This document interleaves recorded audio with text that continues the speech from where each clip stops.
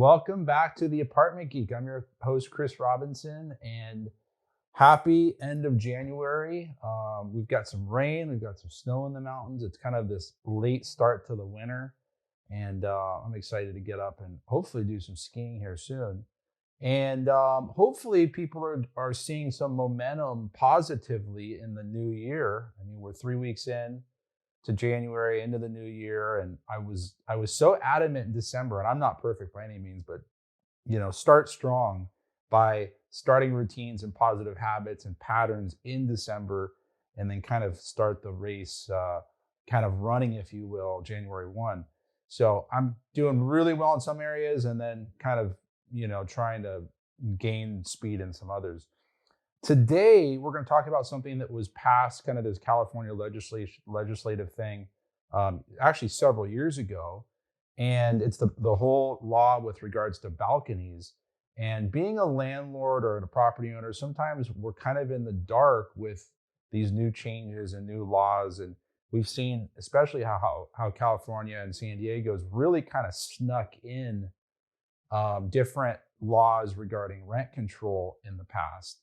And this is there's nothing sneaky about this. This one has to do with balconies or anything that's greater than 6 feet elevated over 6 feet of the ground, where there's an inspection that's mandated every 6 to 9 years. It's kind of gray. I've been talking to a lot of owners and a lot of different people in the community about this law, and it's a little bit confusing on where do you send the inspection report. There's still kind of facts that it seems like are coming out, or I haven't been able to gather. So I don't want to go too much into the actual specs of the law. You can easily search that online and kind of come to your own conclusion. But this is really a call to awareness for owners out there who have buildings that are more than 1 story high, where there's walkways, there's balconies, there's catwalks. I'm thinking of some of my properties specifically, where there's going to be some sort of mandate where you're going to have to go test the safety and the structural integrity of those raised areas. And then this is all before January 2025. I love the ambiguity and the vagueness and the way that some of these laws read. It's very gray the way I look at it. I'm sure some attorneys out there kind of are figuring it out. But anyhow, it's going to be something that we're going to have to deal with.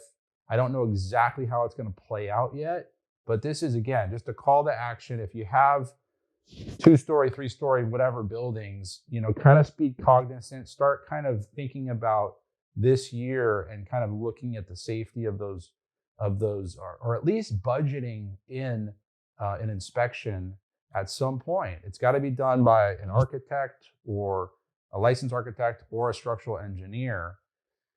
And then if there are repairs that are suggested, then they have to be done by a certain type of contractor. So again, it's not this hocus pocus thing. It's going to get fairly detailed, it looks like, on who can do what and all this stuff. But to me, it's still kind of gray, everything that I'm reading.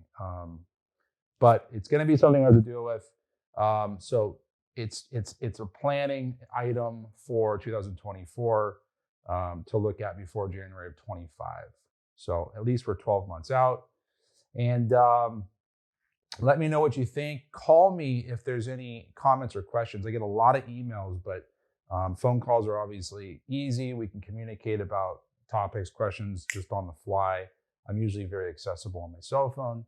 And we've got some really exciting topics coming up behind this. So stay tuned and be well.